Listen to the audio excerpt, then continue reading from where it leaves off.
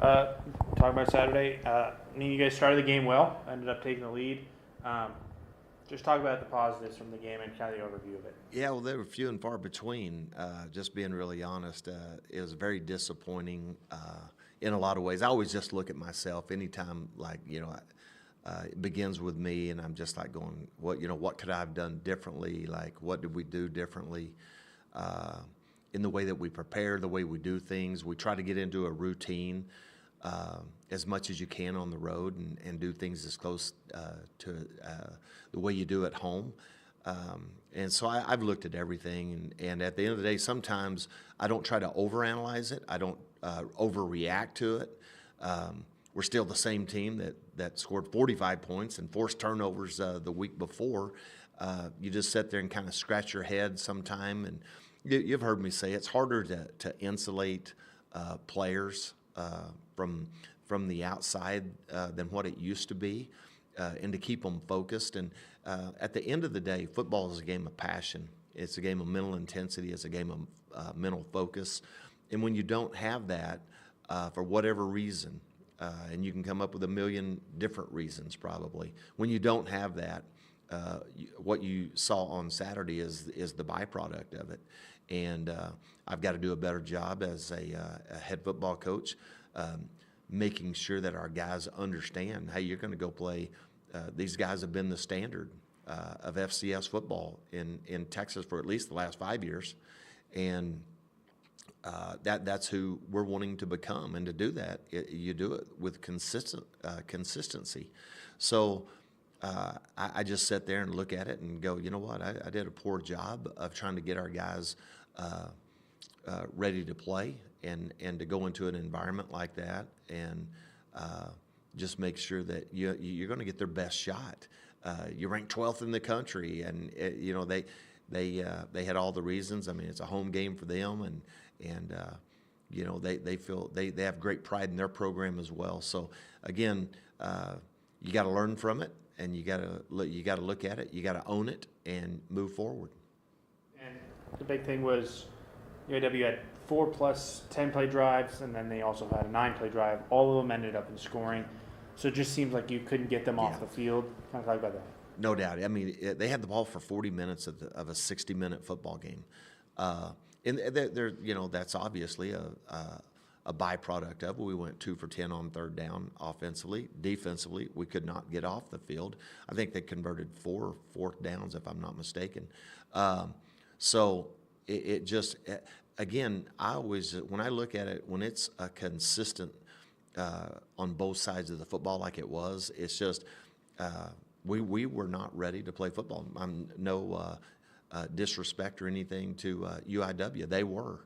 But when it's just we're not getting off the field defensively, we're not moving the chains offensively, we're not forcing turnovers. I mean, it was just a grind. I mean, the whole game was just a grind all night long on really both sides of the ball. I mean, you touched on it a little bit earlier. They doubled your time of possession in that game. How big of a factor does that play of just trying to grab some momentum at any point? I mean, we have the big kickoff return for a touchdown, gets called back. And I mean, really, I don't know if that would have been something that could have really got it sparked and kind of got us going. But you're exactly right. We didn't do anything to create for example, I mean, we have an opportunity. We have a ball hit us right in the hands in the end zone defensively. It should have been an interception. Didn't take advantage of it. What happens? 3 plays later, they score a touchdown. Now it's 10-7. So there was just nothing that we did on either side of the football. Not a lot of positives. I'm just going to be honest with you. And again, you got to take it. You got to take accountability for it. You have to sit there, and whatever we did differently a week ago, you got to just sit there and go, okay. That doesn't work. We can't do that anymore. We got to make sure that moving forward that you can't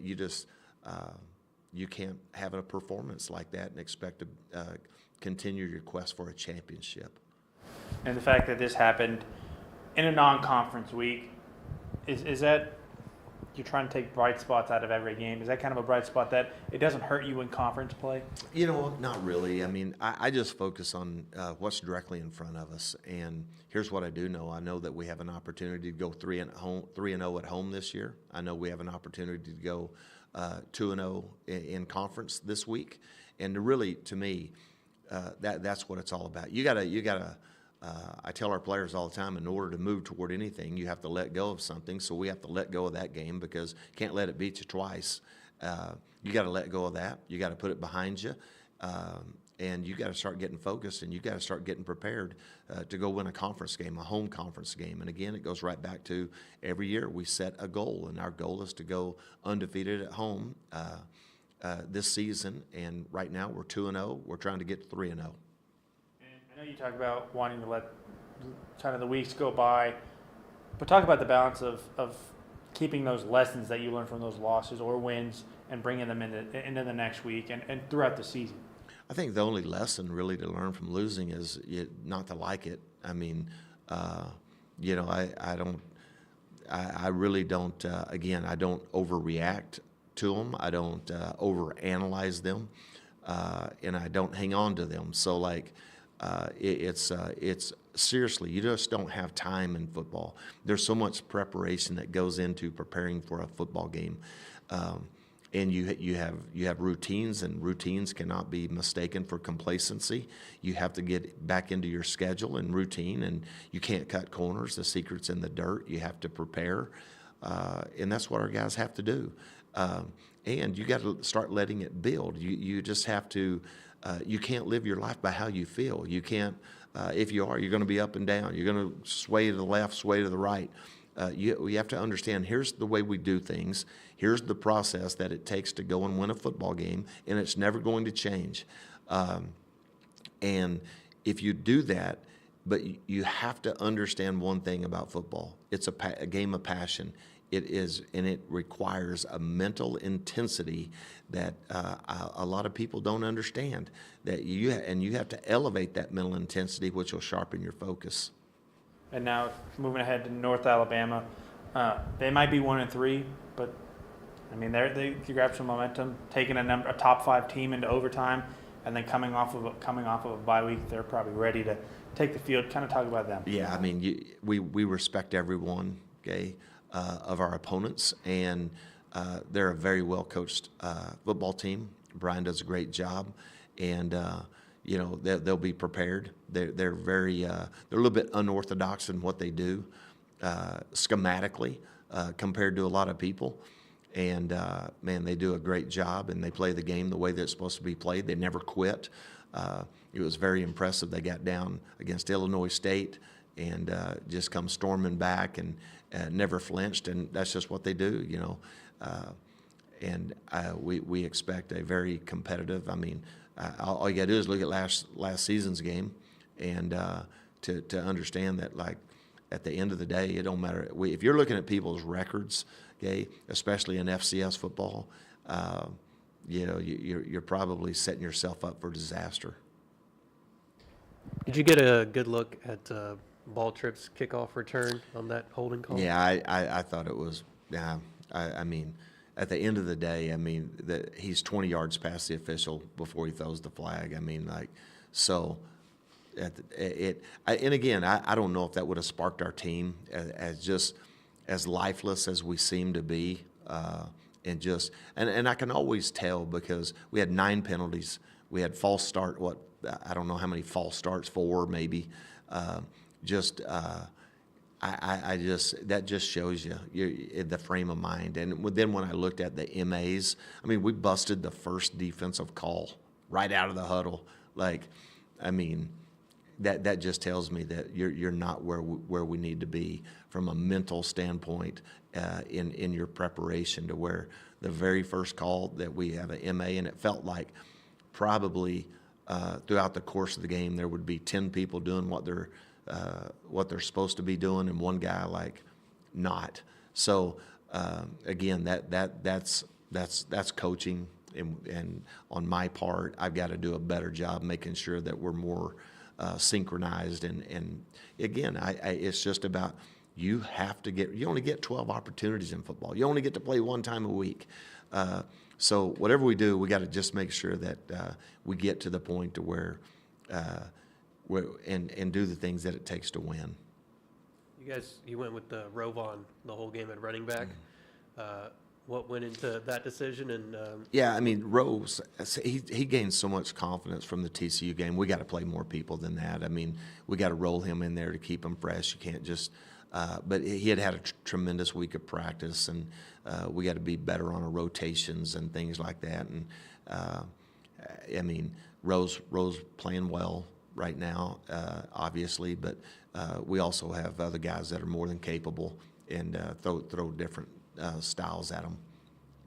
And what's it going to take to just be able to bounce back and kind of act like like ACU was a couple weeks ago? Yeah, I mean, do what we did, the last 2 home games, get prepared, come out, play with a mental focus, intensity, and aggressiveness, passion, energy, force turnovers. Let our offense feed off that. You see what our offense does when we do force those turnovers.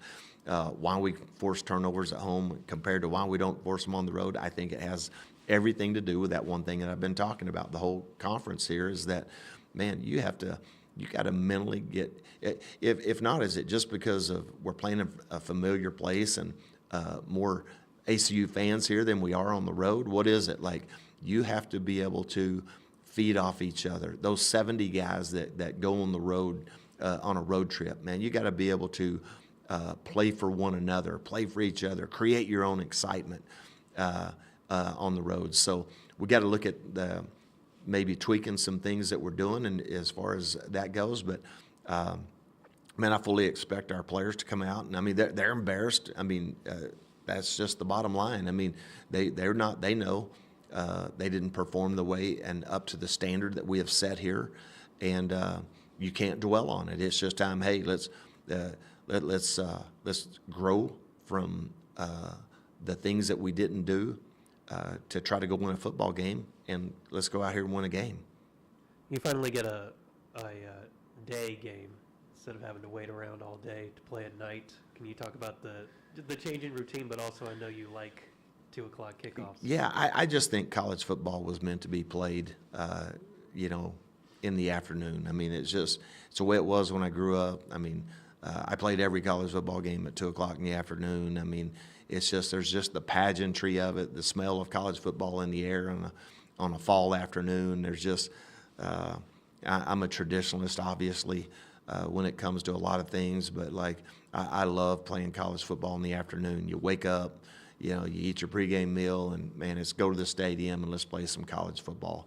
And I love that, sitting around all day long in a hotel and then getting back at 5 and 6 o'clock in the morning. I mean, I think we've kind of lost sight in what collegiate sports should and is really all about.